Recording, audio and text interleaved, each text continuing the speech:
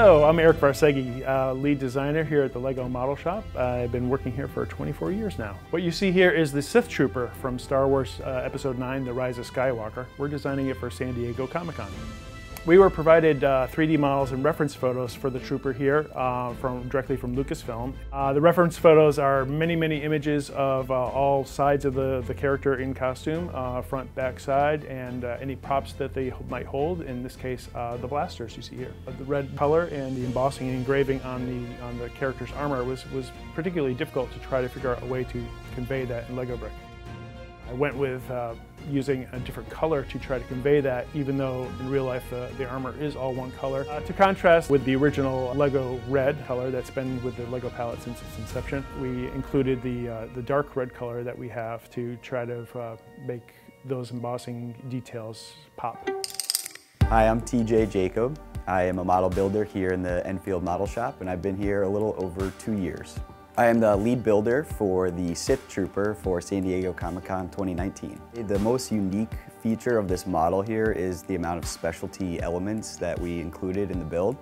So a lot of our models usually use standard brick, but because the Sith Trooper has so much detail, Erik decided to, spice it up as much as he could and added a lot of specialty elements that you would get in like a Lego set. So we have roof bricks and bowed bricks and plates and tiles and all sorts of fancy features that we normally don't always include in our models. The design process involves using a lot of different 3D software modeling programs along with our own proprietary software.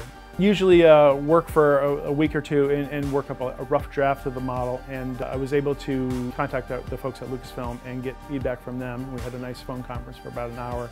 To facilitate the building process, we always start from the feet up for most of our models at least, but for this one we built each leg separately, and then as we were working our way up we used steel to connect it to the waist, and then from there we just slowly built up. So, from the waist to the arms, to the shoulders, to the head. So a lot of our models do have steel, and this one in particular has steel inside of it. It's for stability and structure. The models in theory, are meant to stand on their own, but we do include steel frameworks inside them as an armature, just for really transportation purposes, to make sure they get to their location intact. Also, being Lego brick, everything works best at right angles, so trying to keep the blaster parallel in line with the bricks and the rest of the body certainly helps lock everything together nicely. Erik actually built the head and the blaster separately. We actually typically try to build all the parts as model builders ourselves, but a lot of the designers also started off as model builders, so they like to be able to build when they can.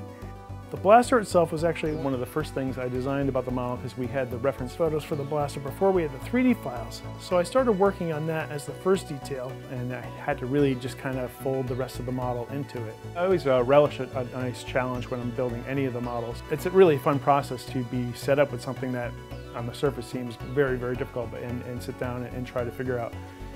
I'd say it's a really special feeling to be able to create a model like this that, almost the whole world has the opportunity to see.